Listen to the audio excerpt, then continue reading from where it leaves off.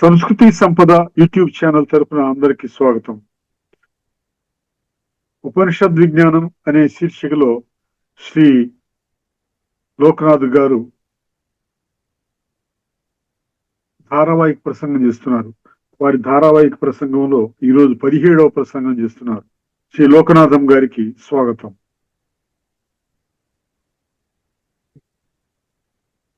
ఓం తత్సత్.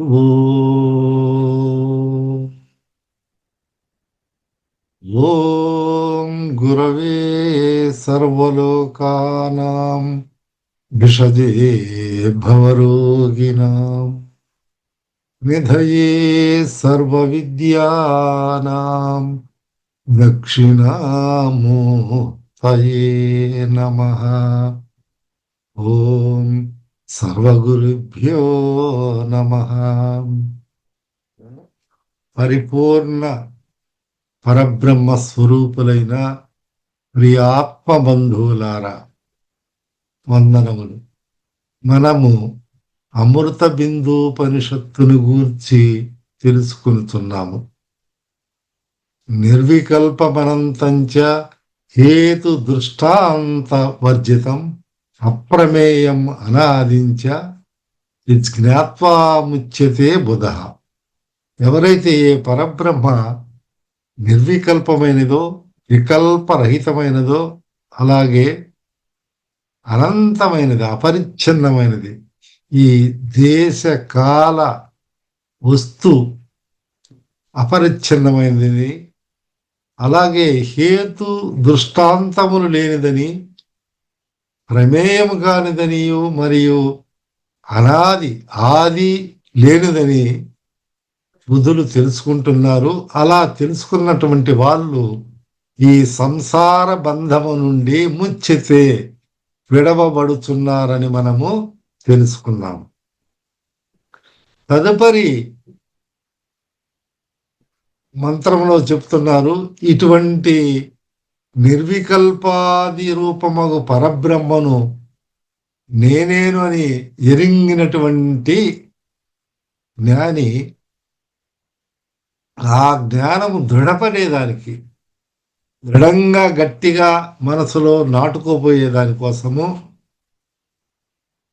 సృష్ట్యాది ప్రపంచము బంధ మోక్షాది ఈ వ్యవస్థ కల్పన మాత్రమే ఎగును అని పరమ సత్యాన్ని శృతి బోధిస్తున్నది. న నిరోధో నచోత్పత్తిర్న బద్ధో న సాధకః న ముక్షుర్న వై ముక్త ఇత్యేషా పరమార్థత. న నిరోధః న చ ఉత్పత్తి న బద్ధః న చ సాధకః న ముక్షుః న వై ముక్తః ఇతి ఏషా పరమార్థత. అంటే ఉత్పత్తే లేదు, నా లేదు. నిరోధ ప్రళయము లేదు. బద్ధ సంసారీయగు జీవుడు లేడు. సాధక ఈ అధికారి అంటున్నామే, ఈ సాధన చేసే అధికారి లేడు. ముముక్షువు మోక్ష కలిగినటువంటి వాడు లేడు. ముక్తము లేదు, ముక్తి పొందిన వాడు లేరు. ఇది ఇట్లని ఏషా, ఇది పరమార్థత అంటారు. ఏంటండి, ఇంతకుముందేమో ముముక్షువు శ్రవణ మననాలు చేయాలి, చక్కగా చేయాలి, అది ఇది అని చాలా గొప్పగా చెప్తే ఆ పరబ్రహ్మను తెలుసుకునేదానికి, ఇప్పుడేమో ఏది లేదు, సృష్టి లేదు, ప్రళయము లేదు, జనన మరణాది సంసారం గల జీవుడు లేడు, శ్రవణ మన నిధిధ్యాసలను అనుష్ఠించు సాధకుడు లేడని చెప్తున్నారు. మరి ఇదంతా వింటూ ఉంటే ఏమన్నా పిచ్చెక్కుతున్నది, ఏమన్నా మాకు పిచ్చా లేకపోతే ఏమిటో అర్థం కాకుండా ఉంది, గందరగోళంగా ఉంది. ఏమన్నా పిచ్చా, మీకు పిచ్చా, లేకపోతే వినే వాళ్లకు మాకు పిచ్చా అని అంటారు.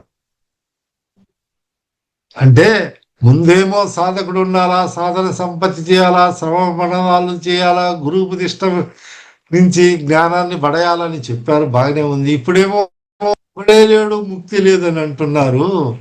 ఎట్లా ఇది అని, ఇదేమన్నా పిచ్చిగా ఉందా, లేకపోతే మేము వినేవాళ్ళం పిచ్చి వాళ్ళమా, మీకు పిచ్చా అని అంటున్నారు. ఇద్దరికి పిచ్చే. ఒక సైన్యాధికారి పోయినాడు. ఆ సైన్యాధికారి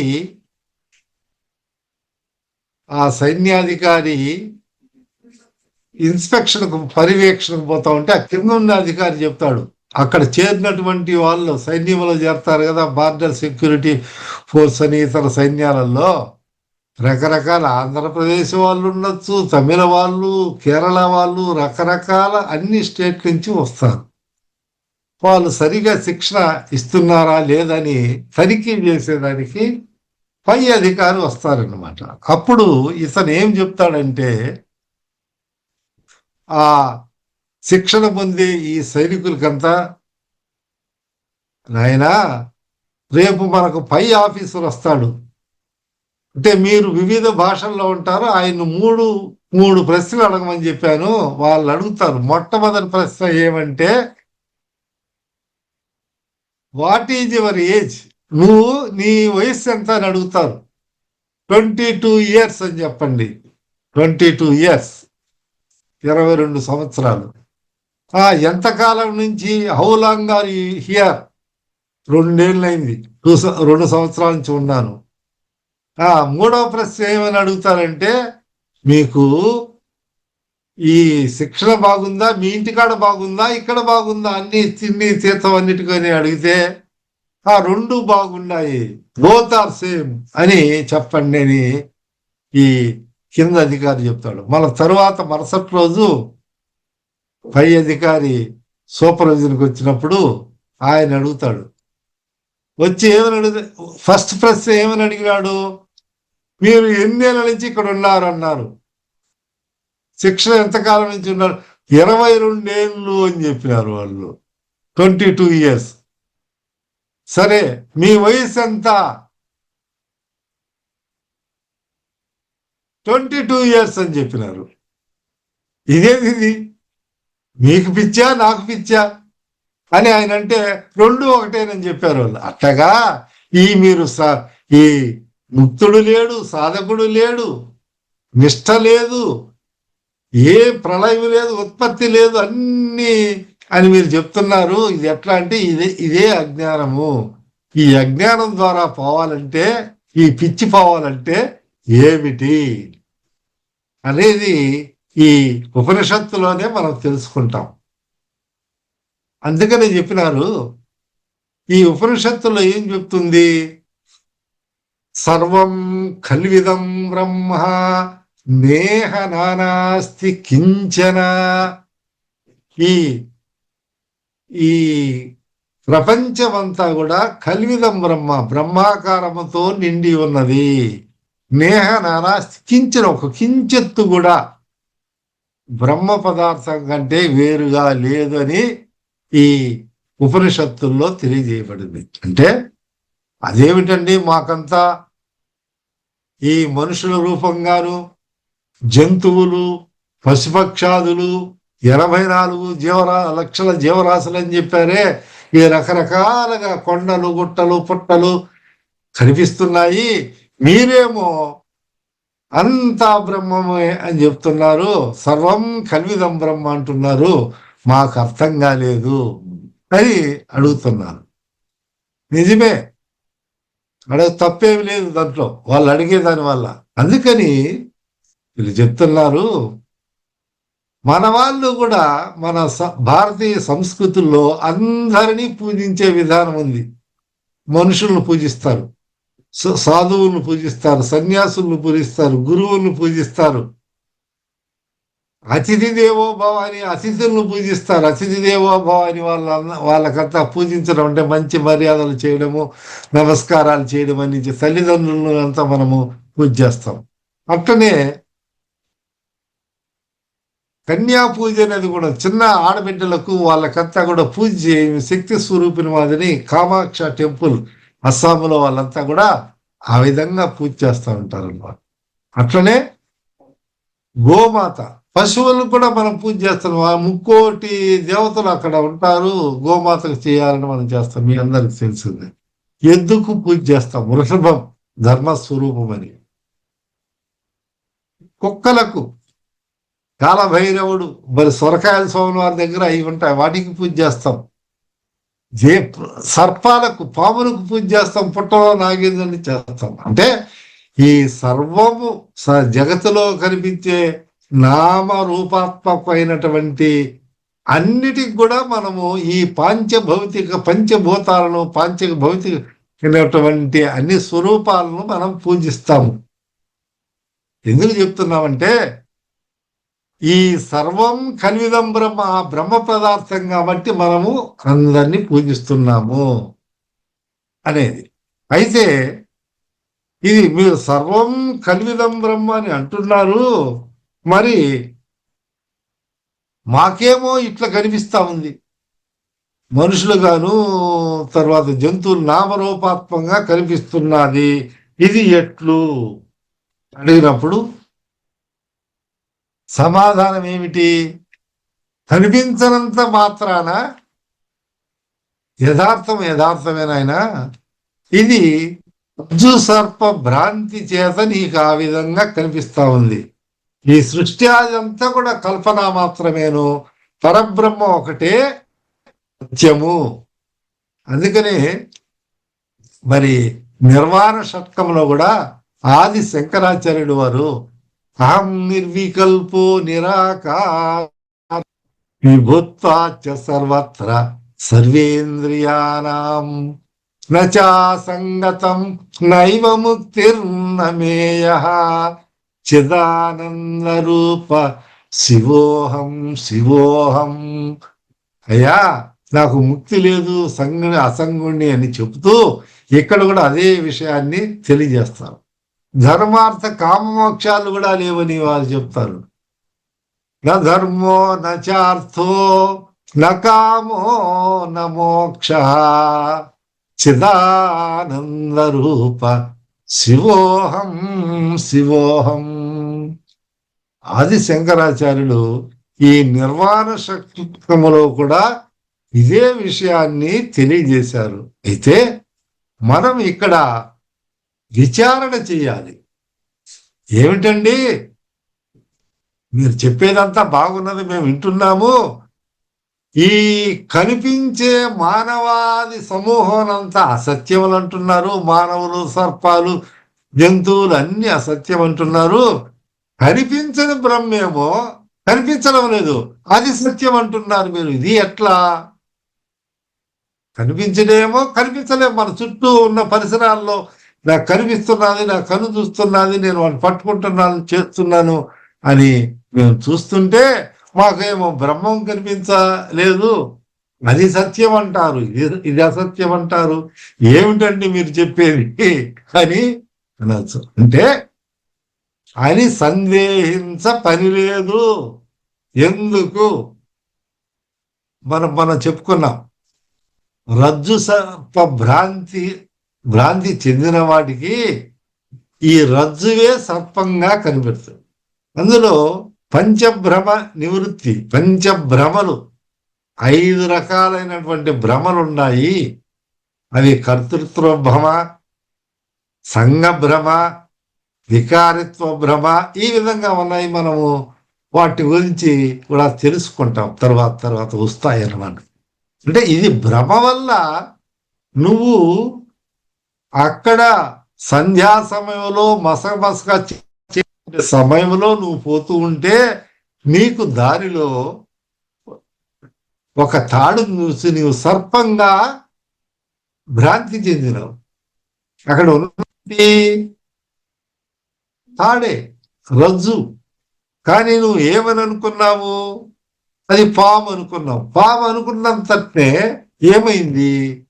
అంత భయకంపితమైతా ఉంది. అంటే కల్పితమైనటువంటి ఈ సర్పము, ఈ పాము దేని మీద కల్పితమైందంటే రజ్జువు మీద, అంటే తాడు మీద. యథార్థమే అది అధిష్టానం, దాన్నే ఆశ్రయం అని కూడా అంటారు. ఇట్లనే నీకు సర్పము లేకున్నప్పటికీ కూడా ఆ రజ్జువును సర్పమని నువ్వు భ్రమ చెంది భ్రాంతి చేత ఇది సర్పం అని అనుకుంటున్నావు. అది సర్పము కాదు. యథార్థం ఏమిటి? రజ్జు, తాడు. అలాగే ఎట్లా ఎప్పుడు తెలుసుకుంటున్నాడు ఇది సర్పము కాదని? ఆ చీకటిలో ఏమో సర్పమని కనిపించింది, చెమట పట్టాయి, ఉరుకుతున్నాడు, అన్ని చేస్తున్నాడు. కానీ ఎప్పుడైతే ఒక దీపమో ఒక టార్చ్ లైటో ఏదో వేసి చూస్తే అయ్యా ఈ తాడే రజ్జువే, నేను భ్రాంతి చెందిన సర్పమని ఏదో కదులుతున్నట్లు అన్ని ఊహించుకుంటున్నాడు. పోహాలన్నీ జరుగుతున్నాయి. కానీ అక్కడ ఉన్నది మాత్రము రజ్జు. యథార్థం ఏమిటి? రజ్జు. ఆ రీతిగా ఈ కనిపించుతున్నటువంటి నామరూపాత్మకమైన స్థావర జంగము అన్ని మన స్థావరము గాని జంగము గాని ఉన్నాయే, ఈ ఉద్భిజాలు, అండజములు, ఇవన్నీ కూడా శ్వేతజములు, ఇవన్నీ మనకు కనిపించేది అంతా, ఈ ప్రపంచం అంతా ఇది భ్రాంతి. ఇది నీ ప్రపంచం అంతా కనిపించేదంతా అసత్యము. కానీ సత్యం ఏమిటంటే ఆ పరబ్రహ్మము. ఎట్లా అండి మీరు చెప్తున్నారు కనిపించేదేమో కాదు, ఇది కాదంటారు అంటే అప్పుడు చెప్తున్నారు, గురువునైనా నీకు ఈ అజ్ఞానం వల్ల నీకు అది కనిపించలేదు. నువ్వు గురువు దగ్గర విచారణ చేస్తే నీకు తెలుస్తుంది. గురువు లేక గురు తెలుగును, అజునికైన వాని ఎవ్వకైనా, తాలకు చెవిలేక తలుపెట్లు ఊడును, విశ్వదాభిరామ వినురవేమ. చూస్తారా, గురువు లేకపోతే ఏమి మనం తెలుసుకో, గుర్తే తెలీదు. ఎరుకంటారే కొంతమంది, ఏ విషయాలు కూడా మనం తెలుసుకోలేం. తాళపు చెవి ఏంటి అంటే అజ్ఞానాన్ని, he will unlock the ignorance, ఆ అజ్ఞానాన్ని తొలగించేస్తాడు. కాబట్టి తాళపు చెవి ఏంటి? తాళం చెవి లేకపోతే ఆ తలుపు ఊడు రాదు. వేగ వేసి ఉంటారు దాన్ని తాళం చెవితో తీస్తే అజ్ఞానం పోతే అసలు లోపలికి వస్తుంది. అట్టే అందుకనే మన వాళ్ళు ఉపనిషత్తులు చెప్పాయి, తద్విజ్ఞానార్థం సగురుమేవాభిగచ్చేత్ సమిత్పాని శ్రోత్రియం బ్రహ్మనిష్టం.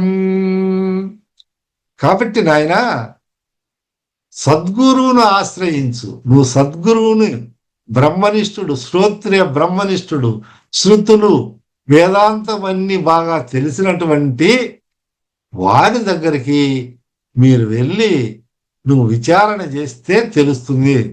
సమిత్పాని శ్రోత్రియం బ్రహ్మనిష్టం అంటే మన వాళ్ళు చెప్తారు కదండి, ఎక్కడికైనా పోయేటప్పుడు పెద్దవాళ్ళ దగ్గరికి పోయేటప్పుడు ఊరకనే పోకూడదు, ఏదో పుష్పమో ఫలమో ఇంకొకటో పూలో పండ్లో తీసుకొని పోవాలంటుంటారే. అందువల్ల సమిత్పాని, నువ్వు ఉత్త చేతుల్లో పోకుండా పోయి వారిని నమస్కారం చేస్తే మనకు తెలుస్తుంది. తద్విజ్ఞానార్థం సగురుమేవాభిగచ్చేత్ సమిత్పాని శ్రోత్రియం బ్రహ్మనిష్టం. తద్విద్ధి ప్రణిపాతేన పరిప్రశ్నేన సేవయ. అట్లా పోయి తద్విద్ధి, దాన్ని తెలుసుకునేదానికి, ప్రణిపాతేన నమస్కారం, సాష్టాంగ నమస్కారం పడి చేయడం అనేది మన సాంప్రదాయంలో ఉంది. మనం ఇప్పుడు కూడా గురువులను అట్లయితే ఎవరైతే సేవిస్తారో వాళ్ళ అజ్ఞానం అంతా తొలగిపోతుంది. ఇది 100% ఇది యథార్థము. కాబట్టి పరిప్రశ్నేన సేవయ, ఈ యొక్క సేవ చేస్తూ నువ్వు ప్రశ్నలు అడుగుతూ ఉంటే వారు సమాధానం చెప్తారు. ఇప్పుడు ఇది వరకు మనం తెలుసుకున్నాం, తోటకాచార్యులు రాకపోతే గురువు యొక్క అనుగ్రహం వల్ల ఆయన తోటక వృత్తాలు రచించి వచ్చారని మనకు తెలుసు. కాబట్టి ఈ ఎట్లయితే ఇది అజ్ఞానాన్ని, అంధకారం నుంచి మనం రజ్జు పాము కాదు అది రజ్జువేని మనం ఏ విధంగా తెలుసుకుంటున్నామో అదే విధానంలో గురువు దగ్గరికి వెళ్ళి ఈ అజ్ఞానం ఏమిటి, రూపాత్మకమైనటువంటి ప్రపంచమే గోచరిస్తా ఉంది కానీ ఈ ప్రపంచానికి అధిష్టానమైనటువంటి బ్రహ్మము గోచరించలేదు.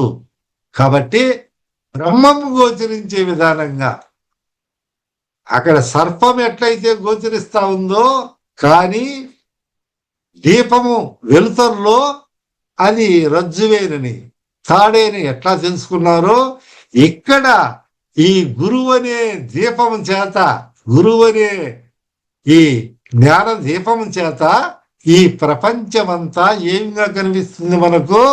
బ్రహ్మంగా, పరబ్రహ్మ స్వరూపంగా లెస్సగా బాగా విదితమవుతుంది. ఆయన అంత బాగా విడమర్చి అన్ని చెప్తాడు. కాబట్టి ఇది కనబడకపోయినను బ్రహ్మమే యథార్థము. మనం అంటాం కదా, ఎండమావులు ఎడారిలో, రాజస్థాన్లో ఎడారిలో పోతా ఉంటే అక్కడ నీళ్లు ఉన్నాయి తాగుతామని పరిగెత్తుకుంటా పోతా ఉంటారట. మళ్ళా అంత దూరం పోతే అక్కడ కూడా నీళ్ళు లేవు, ఇంక దూరం ఇట్లా నడుస్తా ఉన్న అజ్ఞానంతో, మనకు తెలియక నడుస్తా జీవన యానంలో కూడా అజ్ఞానం చేత మనం అంతా పోతున్నాం, కానీ మనకు అసలైనటువంటి విషయము తెలియడం లేదు. అది ఎవరు తెలియజేస్తారంటే గురువు. దాని యొక్క యథార్థ విషయాన్ని మనకు తెలిసేవాడు సద్గురుదేవుని శరణ పొంది, శ్రవణం అంటే వినడం. అందుకని ఈ శృతులకు పేరు ఎందువల్ల వచ్చిందంటే విని తెలుసుకుంటున్నాడు కాబట్టి శృతులలో. అలాగే మననం, గురువు గారు చెప్తారు, దాన్ని మననం చేసుకుంటాను. మాటి మాటికి పునశ్చరణ అంటారే, మాటి మాటికి దాన్ని మననం చేస్తే ఆ వినినటువంటి జ్ఞానం నిలుస్తుంది. లేకపోతే ఒకసారి వింటే అది మధ్య సాధనమైన పనులు సమకూరు ధరలు అంటారే, ఇది కూడా ఒక సాధనం. అంటే మననం చేయడం అనేది. మననం చేసిన తర్వాత నిధిధ్యాస. ఈ నిధిధ్యాస అంటే ఏమిటి అనేది, ఈ నిధిధ్యాస అంటే ఏదైతే నిశ్చయమైన ఉన్నాడో ఆ ధ్యానములో ఏకాగ్రమైనటువంటి మనస్సుతో, ఇది వరకు చెప్పాను ఏమని, తైలధారవలే ఒక నూనెను వేరొక పాత్రలోకి వంచి పోస్తూ ఉంటే అది ధారగా ఎడతెడకకుండా అన్బ్రేకన్ బొట్లు లేదా చుక్కగా పడకుండా ఒకే విధంగా ధారగా ఎట్లా దిగుతుందో ఆ విధంగా ఉండేది నిధిధ్యాసం అంటారు. అట్లా ధ్యానం చేసేటప్పుడు ఈ గురువు గారు చెప్తారు కదా, నాయనా నువ్వు ఈ విధంగా చేయని చెప్తే ఆ విధంగా తయారైనప్పుడు అప్పుడు అతనికి తెలుస్తుంది. ఏమని తెలుస్తుంది? యథార్థం. ఆ నిధిధ్యాస అయిన ధ్యానములో, ధ్యానం నిర్విషయం మనసులో అదే తదేక చింతన తప్ప వేరే ఇతర ఆలోచనలు ఉండవు. అందువల్ల అది ధ్యానం. ఆ ధ్యానము నిర్వికల్ప సమాధిగా పరిణమించాలి. ఇది తెలుసుకున్నప్పుడు ఆ బ్రహ్మ అనుభవం రావాలంటే వికల్పం లేకుండా సమాధిలో ఉండాలంటే ఈ త్రిపుటి రాహిత్యము. ధ్యానం చేసేవాడు నేను ధ్యానం చేస్తున్నాననే ఒక స్పృహ ఉండదు. దేనిని గురించి ధ్యానం చేస్తున్నారు, ధ్యాత ఎవరు, ధ్యేయం ఎవరు? ధ్యానము, ధ్యేయము, ధ్యాత ఈ మూడిటి కలిస్తే త్రిపుటి అంటాము. ఈ త్రిపుటి ఏకమైపోతుంది. ధ్యానం చేస్తా ఉంటే కాసేపటికి ఎన్ని మైమర్చిపోయి నేను చేస్తున్నాను అనేది లేకుండా అదే రూపంలోకి వచ్చినప్పుడు అతనికి ఆ నిర్వికల్ప సమాధి అనేది ఉంటుంది. అప్పుడు ఏం తెలుస్తుంది? ఈయనకు బ్రహ్మ సత్యం జగన్మిథ్యా చెప్పుకున్నాం కదా, సర్వం కల్విదం బ్రహ్మ అని. దానికే ప్రహ్లాదుడు వారు కూడా ఏం చెప్పారు? ఇందుగలడందు లేడని సందేహము వలదు చక్రి సర్వోపగతుండెందెందు వెదకు చూచిన అందందే కలడు దానవాగ్రని వింటే. వారు ఎట్లా చెప్పారో ఈ పరబ్రహ్మ కూడా అంత నిండి నిబిడీకృతమైనది. దాని గురించి మనం చెప్పుకున్నాం. ఇది కూడా మన అందరికీ తెలిసినటువంటి విషయమే ఉన్నది. కాబట్టి ఇలా చేసినప్పుడు గురూపదిష్ట విజ్ఞానాన్ని ఎప్పుడైతే సంపాదిస్తాడో అనుభవపూర్వకంగా తెలుసుకుంటాడు. బ్రహ్మ సత్యం, ఈ జగన్ మిథ్య. అంటే మిథ్య అంటే లేనిది ఉన్నట్టు కనిపించడం, అనిశ్చితంగా. ఇప్పుడు ఇది లేదు కానీ ఉన్నట్లు కనిపిస్తా ఉంది. ఏమిటండి ఉన్నట్లు కనిపించడం ఏముంది? అంతేకాదు, ఆకలి, ఆ ఆకలి అయినప్పుడు అన్నం తింటే ఆకలి తిరుగుతా ఉంది, దాహం వేస్తే నీళ్లు తాగితే దప్పికి తిరుగుతుంది. మరి ఇదంతా కల్పన మాత్రం అని మీరు ఎట్లా అన్ని తోసిపిచ్చేది? ఇది సరిగా లేదు మీరు చెప్పేది అని మీరు సందేహపడవచ్చు. ఏమీ అభ్యంతరం లేదు, కానీ దానికి కూడా చెప్తున్నారు. ఇప్పుడు ఇటువంటివి ఇవన్నీ జరిగినాయి కదా. ఏమని? ఆకలి అయింది, తిన్నాను, తినకపోతే ఆకలి ఆకలి అని అలవటించిపోతున్నాము. దాహం అయింది, నీరు తాగితే దప్పికి తీరుతా ఉంది. ఎండమావుల్లో మాదిరి కాకుండా ఇక్కడ నీళ్ళు ఇస్తే తాగుతాడు, ఆ దప్పికి తీర్చు. మరి మీరు ఇన్ని జరుగుతా ఉంటే ఇవన్నీ కల్ప అంటారంటే, అయ్యా నాయనా, ఒకసారి రజ్జు సర్ప భ్రాంతి లేకపోయి మళ్ళా విచారించు. రజ్జువును చూసి నువ్వు సర్పం అనుకున్నప్పుడు, పాము అనుకున్నప్పుడు నీలో ఏం ప్రకంపనలు వచ్చినాయి? వదురుతావు, పొదురుతావు, ఎక్కడ కలుస్తావు, చెమట పడతా ఉంది. అవన్నీ జరుగుతున్నాయి కదా. అదే విధంగా అక్కడ రజ్జు సర్ప భ్రాంతిలో నువ్వు ఎన్ని భయకంపితంతో ఉన్నప్పుడు నీకు ఏ విధమైనటువంటి ప్రకంపనలన్నీ జరిగినాయో, ఆకలు దప్పులు కూడా అంతేనాయనా. కాబట్టి అంత మాత్రాన రజ్జు సత్యమవుతుందా? రజ్జు సర్పం సత్యమవుతుందా? కాదు కదా. ఇవన్నీ కల్పితములనే తెలియజేయబడే కదా. కాబట్టి ఈ జగత్తంతా ఏమిటి? మాయా నాటకము. ఇది సత్యము కాదు. నాటకంలో వేసేవాళ్ళు అన్ని రకరకాల పాత్రలు వేస్తూ ఉంటారు, కానీ వాళ్ళు పురుషుడు వచ్చి స్త్రీ వేషం వేయచ్చు, లేదా స్త్రీ వచ్చి పురుషుడు వేషం వేయచ్చు. కానీ అదంతా ఏమిటి? ఒక నాటకం, ఒక జగన్నాటకం, కల్పితం, ఒక మాయ. కాబట్టి నాయన ఈ విధంగా ఈ మాయను మాయం చేసే విధానం తెలుసుకో. మాయను మాయం చెయ్యి. ఇదివరకు చెప్పాం కదా మీకు. కోపం వస్తే కోపం మీద నువ్వు కోపపడు అని మనం నేర్చుకున్నాం కదా ఇదివరకు. ఆ విధానంలో నీవు ఈ మాయను చేయి, అప్పుడు నీకు తెలుస్తుంది అని చెప్తారు. అంతేకాకుండా యోగ వాసిష్టంలో కూడా వ్యవహార దృశ్యా మాయా వస్తుత పరమాద్వైతం బ్రహ్మనాస్తి నచే. ఇతర వ్యవహార దృష్టి చేత మాయ అంతా కల్పితమైంది. ఈ వ్యవహారములో వాస్తవమైనది కాదు. మాయాజాలుడు, ఇంద్రజాలుడు అన్ని చేస్తా ఉంటారు. ఆయన ఏం చేస్తాడు? లేనిది ఉన్నట్టు అని ఇంద్రజాలంలో చూపిస్తాడు. ఆ చిలుకలు వచ్చినాయి, అవి ఎగిరిపోయినాయి, ఇవి ఎట్టాయి, మనిషిని రెండుగా కోసినాను, రెండు తల మొండి వేరు చేస్తాడు, మళ్ళా కోడగా చేసి ఇచ్చేస్తాడు అనమాట. అవన్నీ ఏమిటి? ఆ ఇంద్రజాలం, మాయాజాలము. అదే విధానంలో ఇక్కడ నాయన పారమార్థిక దృష్టిలో మాయే లేనప్పుడు ఆ మాయా కార్యమైనటువంటి పారమార్థిక ప్రపంచం ఎక్కడిది? నువ్వు భ్రమిస్తున్నావు. పరమసత్యమైనది పరబ్రహ్మ ఒకటే సుమా, అన్ని వెద్ది లేదు. అందుకనే సర్వం కల్విదం బ్రహ్మ యదృశ్యం తన్నశ్యతి. ఏదైతే దృశ్యం కనిపిస్తా ఉంటుందో అది నశించిపోతుంది. సత్యమైనది కాదు, పరబ్రహ్మ అటువంటిది కాదు. సర్వకాల సర్వావస్థలు ఏమి అనుకున్నాము? దేశకాల వస్తు అపరిచ్ఛిన్నమైనది. త్రికాలామాద్యం సత్యం, సత్యస్వరూపమని మనము ఆ బ్రహ్మను గురించి మనము ముందు మంత్రాలలో తెలుసుకున్నాం. కాబట్టి నాయన కనుకనే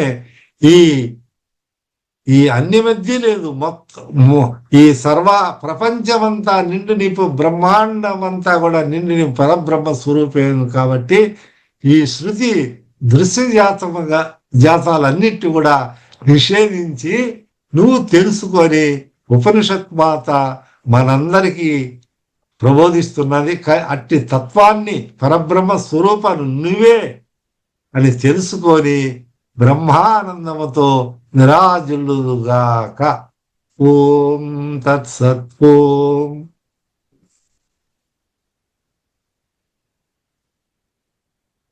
ఉపనిషత్ విజ్ఞానం అనే శీర్షిక ద్వారా ధారావాహిక ప్రసంగం చేసిన లోకనాథం గారికి ధన్యవాదాలు. నమస్కారం, ధన్యవాదాలు.